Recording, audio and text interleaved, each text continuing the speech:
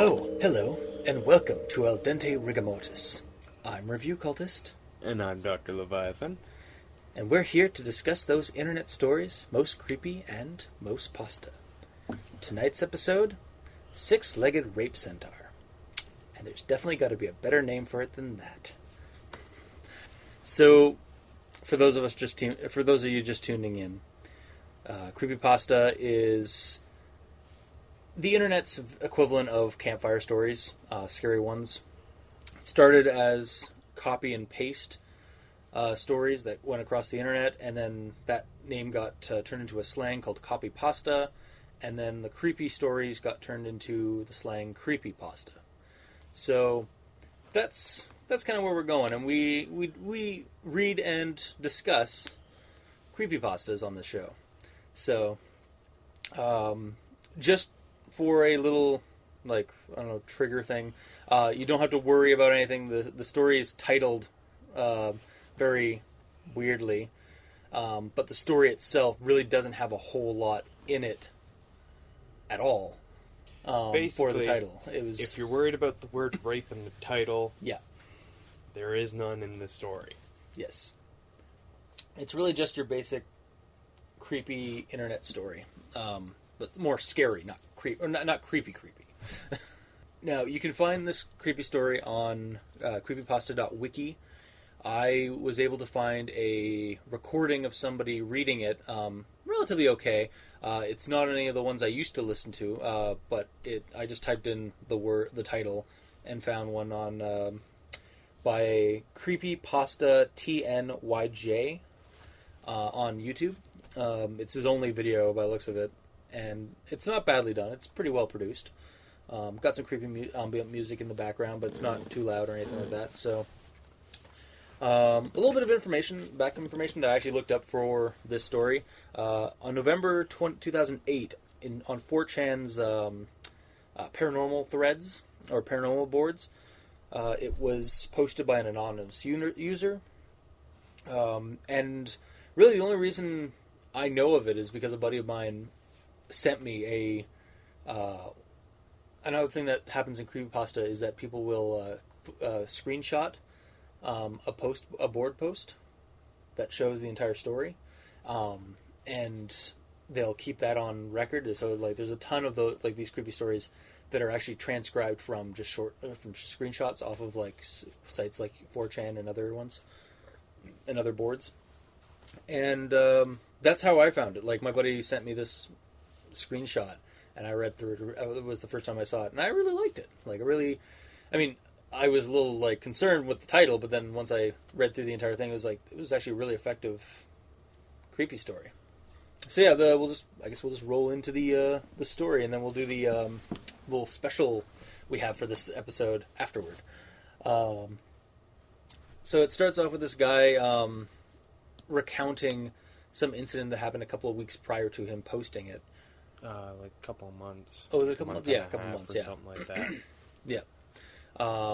He's going to a family reunion thing with some relatives, not cousins or uncles or aunts, because they're so inbred, according to him, and redneck, that they don't call them by that. They just call them the relatives. And they live in this squalor shanty, kind of trailer park area in West Virginia, a place called Shannondale. And it's got a bad rep. Everybody calls it, everybody in the local towns knows it as this horrible, redneck trailer park community. And he gets stuck there, and he's not very happy about it. He's not happy about the whole situation to begin with. He doesn't get to use his phone or anything because he has to spend time with his relatives and whatnot. And so it goes on. It's not very long. Also, this will probably be a very short al dente rigamortis. So they get over there. He explains why they're there, because apparently their relatives got some extra money in, and they're having just a barbecue or celebration thing.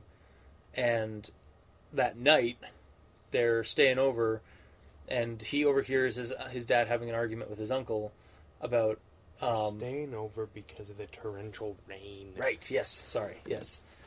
Staying over because of a storm that's coming, and that's when he overhears his dad and uncle arguing over his cousin or their son who passed away, who was like 6 or something like that, and apparently rather than tell authorities that he had died or whatnot, they just buried him in the backyard.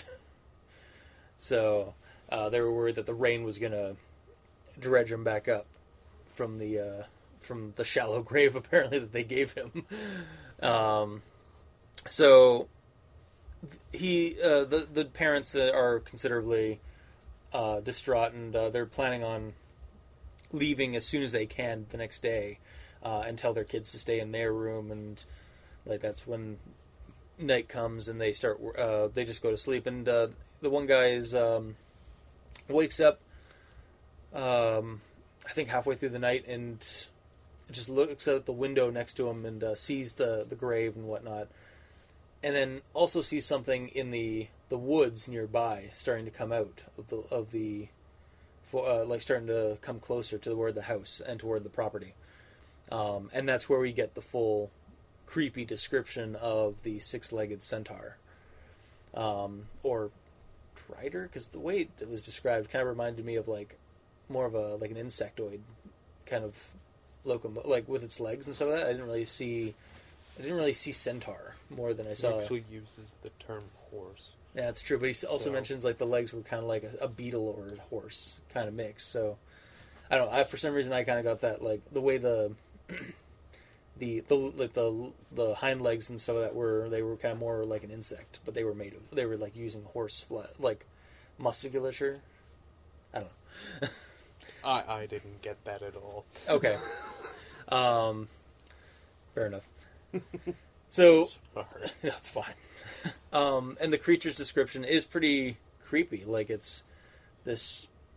I don't know if it's creepy, but it's thorough. Yeah. It's Well, for some of us, it would be creepy. I don't know. I thought it was kind of maybe not like. I mean, I would not want to see this thing coming toward my house.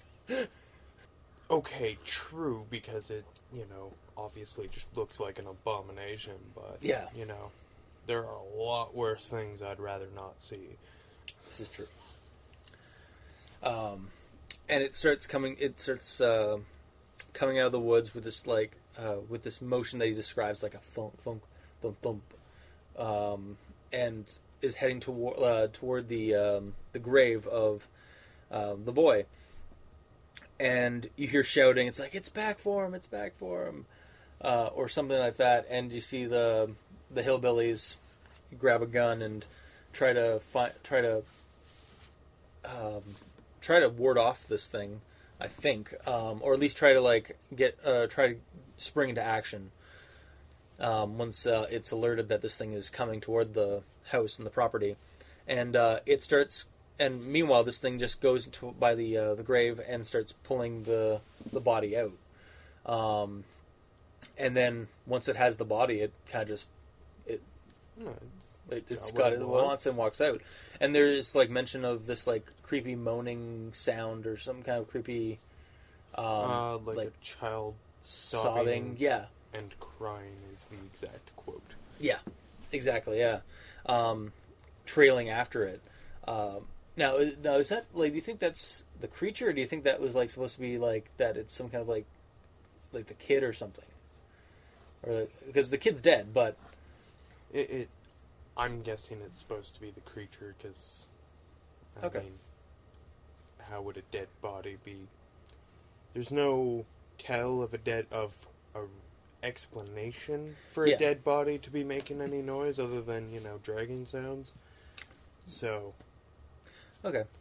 I just think because it was a kid, like they describe it as a kid's sobbing and crying. I wasn't sure if it was like... Yeah, probably should have used the word childlike, maybe, or even childish. Yeah. And then, it vanishes into the woods. And the family's considerably, affected by this and decide, you know what, fuck it, we're going now. We're going home. Like, No, we're leaving. they go home as soon as the weather clears. Right. Sorry. It has been... Yeah, you're just... I'm sorry. Would you like to continue? No, I'm good. Go ahead. I'll just correct you at every possible point. All right.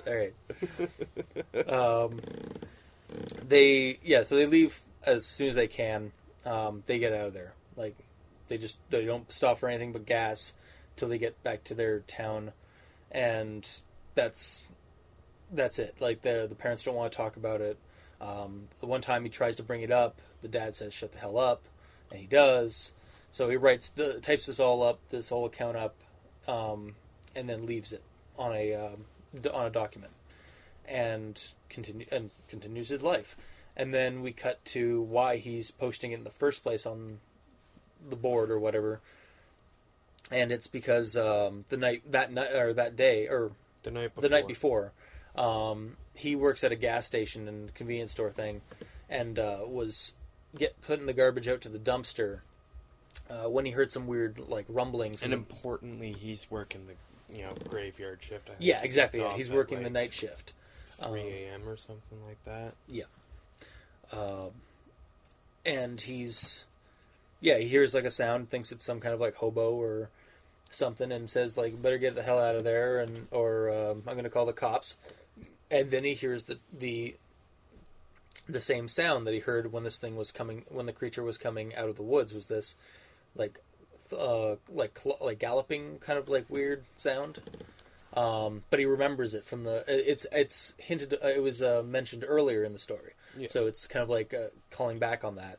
And he just kind of like gets the fuck out of there, goes back inside, hides behind the counter, and he goes back to his post. Yeah, and checks the cameras and sees that there's this huge shadow, like the shadow of something very large, on the camera, and he thinks he sees this like pale limb or elbow or something, kind of just darting in and out of view.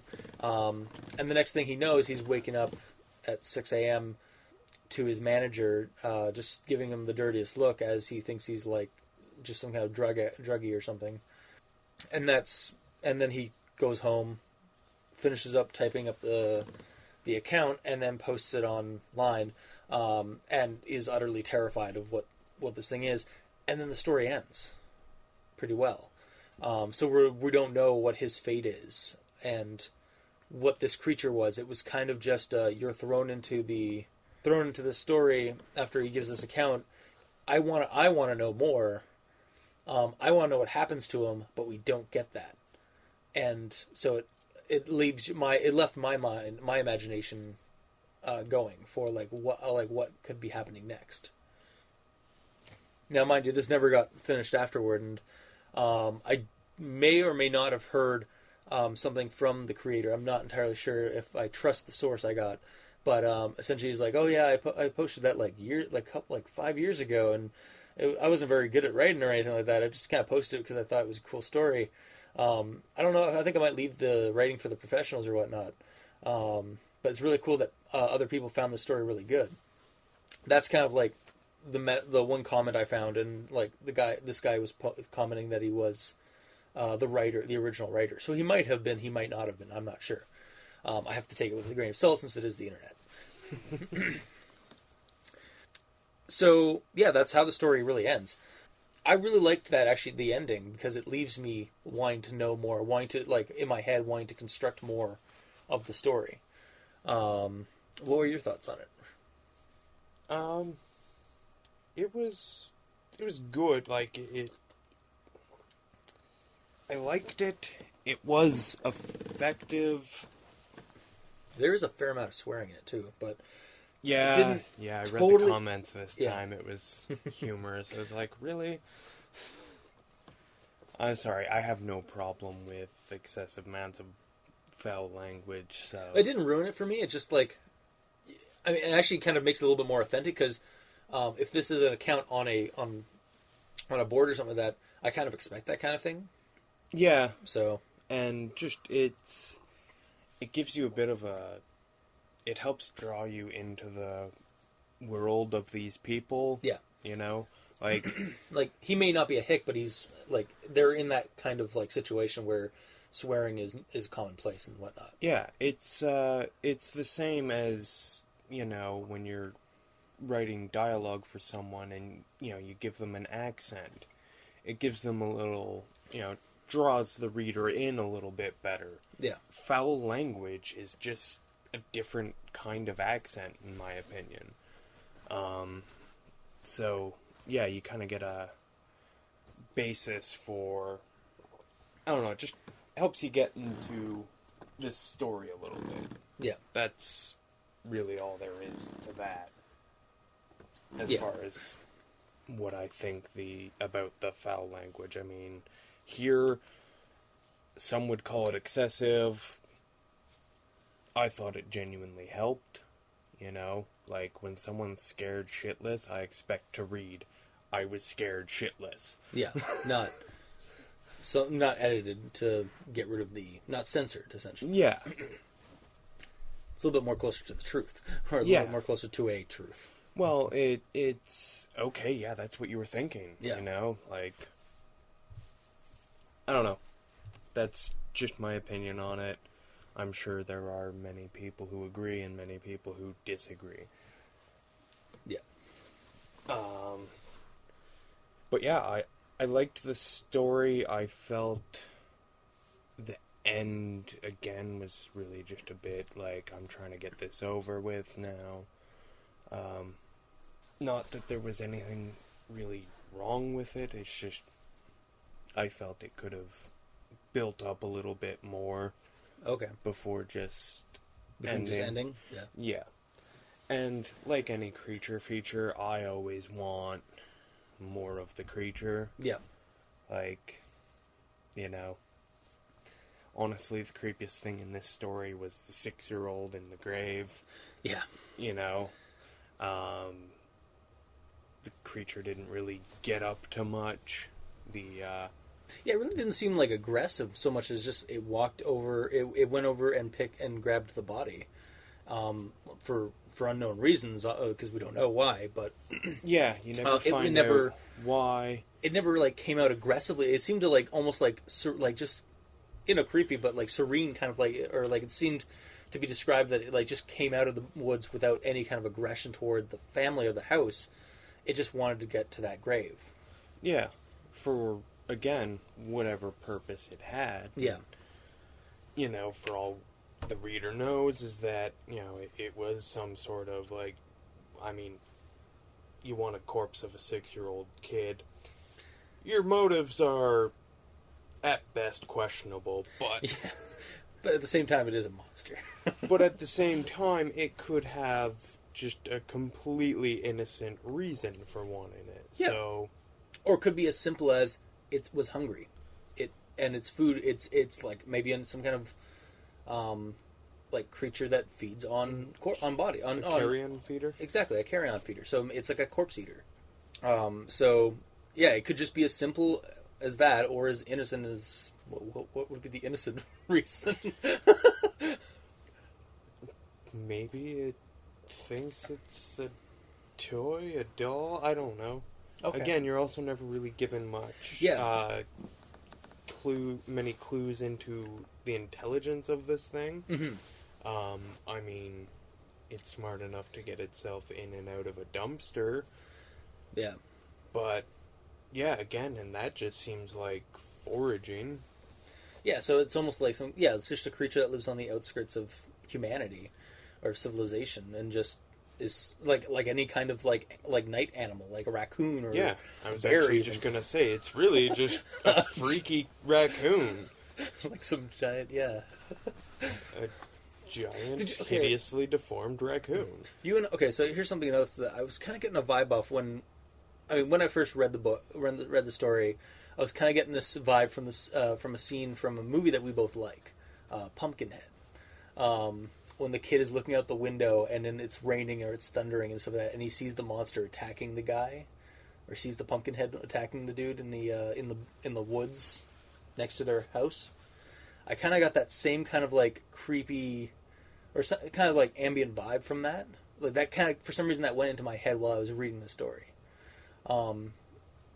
I'm just wondering if like you either see like you either had something similar to that like kind of go through your head like yeah did they have any kind of like scenes come through your mind while you were reading it, or was you just kind of engaged? I mean, when I read or, anything like that, I see a movie in my head. So, I kind of agree with you. I didn't draw from Pumpkinhead in particular, For some reason, I think it was but I didn't give the main character the same age that you seem to he seems to have later with working a night shift. Yeah, did you give him like a younger age? Yeah, he was. I did it first he was too. Definitely a little more of a petulant teen. Yeah. Anywhere from 12 to maybe 16. Yeah, which I could actually probably see if he was 16 or something like that. He would probably possibly have a job at a gas station, convenience store. Yeah, but working till 3 a.m.? That's true, yeah. That seems more like something for at least an 18 or older. Yeah, just a little bit older. I mean, don't get me wrong, I'm not thinking this guy's 36, but, I mean, because apparently I'm led to believe that he still lives with his parents, so, yeah, probably around 18, but, I don't know, when I pictured it, when I was at that scene with the first appearance of the monstrosity, I think that's a good term for it, he was definitely a younger than what we're later led to believe as far as his age goes. Mm-hmm. Any thoughts on the writing style, or any problems with it, aside from it being... I mean, it was a post on a internet board, so it wasn't... There definitely might not have been as much editing or anything like that. Yeah, but the quality was good. I genuinely think this was a lot better written than some of the, Really? some of the other ones. Yeah. I mean, as surprising as that may sound, it was... Because this isn't one of the... I mean, as far as I know, this isn't on any top 10 list or anything like that. I just kind of... this one stuck with me for a while since my buddy sent it to me, and I read it, so I wanted to discuss it a little bit. Yeah, this one was actually a little harder for me to find. I mean, it was still just a simple Google search, but it wasn't as It's simple. not popular. Or it's not as widely spread, probably because of its title, but... Yeah, probably just because of the title, which is unfortunate because a lot of people are gonna pass it by just because of one word in the title, and that's just a shame, really, for them, because I've read it, so... But, yeah, it was... I genuinely liked it. The writing, I mean, I'm sure there are little... If I really wanted to get out the fine-tooth comb and nitpick, I could probably find some stuff, but if you enjoy the story, then why go into it? Why look for faults, when the writing takes me out of the story and alienates me, then I'm just like, you know what? I'm gonna tear you apart. But this one was actually, again, just actually because of the title, I was pleasantly surprised by the quality of the writing. Yeah, same was I, yeah. So maybe that was part of it, was that I initially had low expectations. Mm-hmm. But, no, it was a good read. It didn't harp on anything. It didn't, It kind of just, it laid out the story, described the creature. And described the creature well, which... Yeah. It's not easy for some people to pull that off, to describe something that doesn't actually exist, that you've only ever seen in your head, or if you're, artistically inclined, then you can draw it out. But it's not easy to convey what you see so that other people see the same thing. Yeah. I mean, that's just the way the imagination works. I mean, as we've already established, our six-legged rape centaurs both looked completely different. Yeah, I got more of a drier... But they both had the same generalized appearance. So... Yeah. I think I may have seen there is actually a picture that comes with this one. I think I may have seen that around the time I was reading it. Yeah, but at the same time, it does. Yeah, like I'm looking at it. It looks fleshy to me. Oh no, I thought it was fleshy. I just thought like the way it's like it laid out. Oh, the way it's more insectoid the way its joints work and stuff like that. But it's made of flesh. Or it's made of like conventional flesh. That's kind of where I was going. I didn't mean like that. It was. I thought it was carapace and insect like exoskeleton and stuff on it. I just thought it was like this weird like Cronenberg style like. Well, thing. yeah, it does have a weird like. I mean, it's not a typical. There's some body horror going on. Body shape or type. Yeah, like they even like the other creepy thing was like the limb, like the forelimbs or like the forearms, were like a foot or so longer than a normal human's ought to be, which for some reason kind of creeped me out. It really just makes sense. It's a bigger creature. I mean, it's bigger than a man. Yeah. I don't know. I just like when you change proportions of what should be like human-like, to me, anyways, it does tend to freak it out a little bit. That's a very common thing. I mean, it's done all the time in movies. Hell, it's done in movies that are even on horror, like Legion, when there's an ice cream man, the ice cream parlor, the ice cream truck guy gets out, and he's just like his limbs start like elongating, and he just goes spider walk across the desert. That creeped me out. But we're getting sidetracked. We do that. We do. So you in general you like editing or like writing wise, story wise, you liked it. Yeah, I mean, the guy had a story to tell. He told it.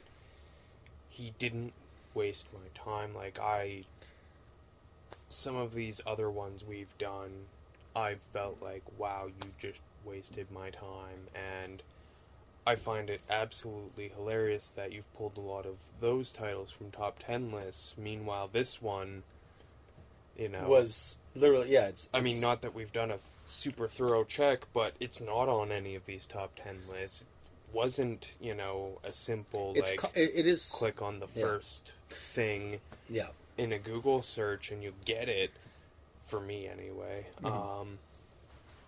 And yet, it was better done. Yeah. And I mean, it originated on 4chan of all places. Well, a lot of these tend to.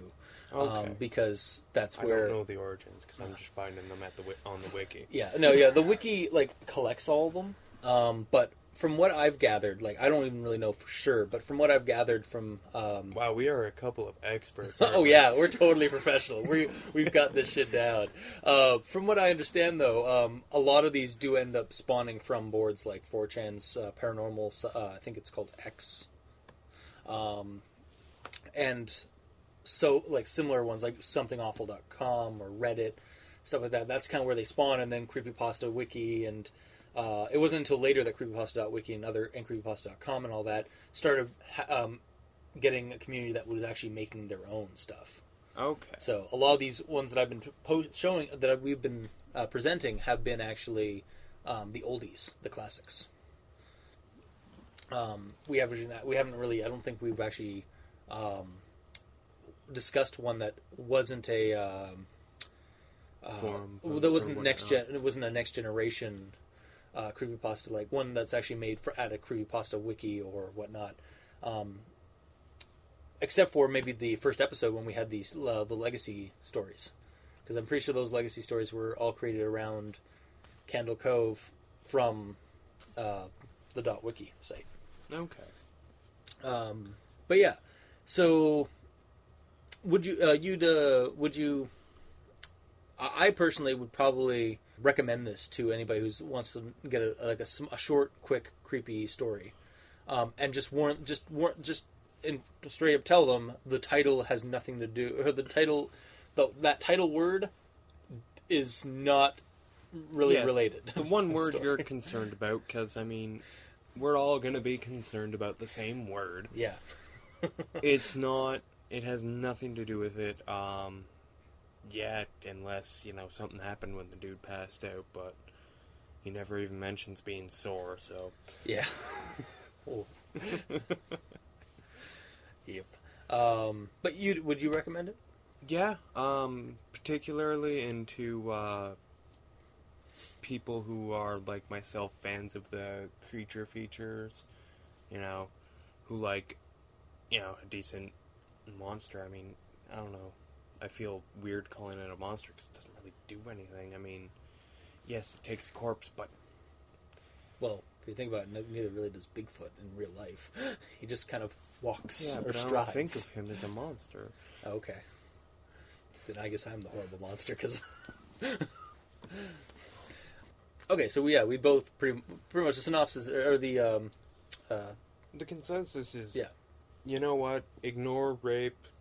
I mean, not in general. In this case, ignore the word rape and read it, because, I mean, it took me, 5-10 minutes. Yeah. I enjoyed myself, and I really just couldn't find anything to really pick on. Mm-hmm. Again, I always like to see more monster, but... Yeah. That's because... the monsters are always the interesting parts for me. Okay. All right. With that, then I guess we're going to actually do our little special segment we came up with for this episode, renaming the renaming list, where we decide to figure out a better name or a better title for this story to stop people from just pushing it away because that one word in the title. To just ignore the... Yeah. So, did you want to go first? I'll let you go, because this is you your actually baby, and... Okay. I've got a couple of them, though. Most of them are just kind of I was kind of picking at hairs by the end of it. The Shannondale Entity, Squalor Hauler, The Squalor Hauler, kind of based off of one of the nicknames that the rednecks give the people that live in this little community. The Shannondale Snatcher, also the Snatcher would work. The Centaur Drider, the Creepy Thing, the Creeper Most Jeepers, Six-Legged Centaur, or maybe Six-Legged Drider. Like I said, I was kind of pulling at hairs at the last bit. So, but yeah, really, I think, you go with yours. Yeah. Well, I really just have two. The one I'm most proud of is Inbred Crossbreed. It's pretty good. Well, and that, because that is to me, that kind of gives me an origin for it, because at the start of the story, the guy's going on about how the relatives, they're confirmed cross or inbreeders. So yeah, it's true. I was like, well, if you're willing to hump your cousin, maybe you're willing to create a new species. Yeah, create horrible abominations. And this one, which I like it as a nice little, just a tease, is Nothing to See Here. Yeah, that was just a simple, because nothing really happens, and I like that. Mm-hmm. You've got your creature feature, but it's not really doing anything. It's getting into trouble, but yeah, it's just ignore it's me. Not particularly aggressive. It's just nothing to see here. I'm gonna take this away. Nothing to see here. I'm just hanging out in the dumpster. Yeah, it's just nothing to see here. Nothing to see here. But yeah, I actually had trouble coming up with alternate titles just because I genuinely liked it, so I didn't want to pick on it. Yeah. Honestly, so, I mean, I like your first one, Inbred Crossbreed. That gives it, again, it gives it a little bit more of an origin, and actually, it would actually fit the story a lot more, or just as well as a Six-Legged Centaur. Honestly, Six-Legged Centaur... I actually liked Six-Legged Centaur, too. I did come up with that. I was like, if you just take rape out of here, I mean, it's a It's little on the nose. But at the same time, this is a... It doesn't tell you the whole story. Exactly, yeah. Six-legged centaur. Yeah, actually, I like those two out of our lists. And if you, there out in internet land, decide that, no, we're wrong, or, hey, I've got a better title for it, you can comment wherever we have this posted below, or you can send us an email, and we'll get to that in a bit, or in a second. And yeah, our final thoughts are really, it's a good story. The title could be reworked to give the story a better light. Kind of shot himself. The story shoots itself in the foot by having that title. Yeah, just by having that word. At the same time, though, you could. I wonder if it was done to get a reaction out of people on that board, or to get people on that board to just what is this? What? But yeah. Otherwise, it shoots it in the foot for the long run. Exactly. I mean, nobody like I said. I don't believe Mr. CreepyPasta or other YouTube channels that do these readings have actually done this one. Possibly for maybe maybe they just haven't gotten to it yet, or maybe it's also it's not. You said yourself this one isn't on any top 10 lists. So that's true. Maybe it's just a matter of popularity. Yeah. It's possible. Well, that's it for tonight. But if you like what you heard, leave us a comment below or send it to aldenterigamortis@gmail.com. That's ALDENTERIGAMORTIS@gmail.com, where you can also send us suggestions for other creepypastas we should discuss on the show. Until next time, I'm your host, Review Cultist. And I'm Dr. Leviathan. And this has been Al Dente Rigamortis. Sleep well.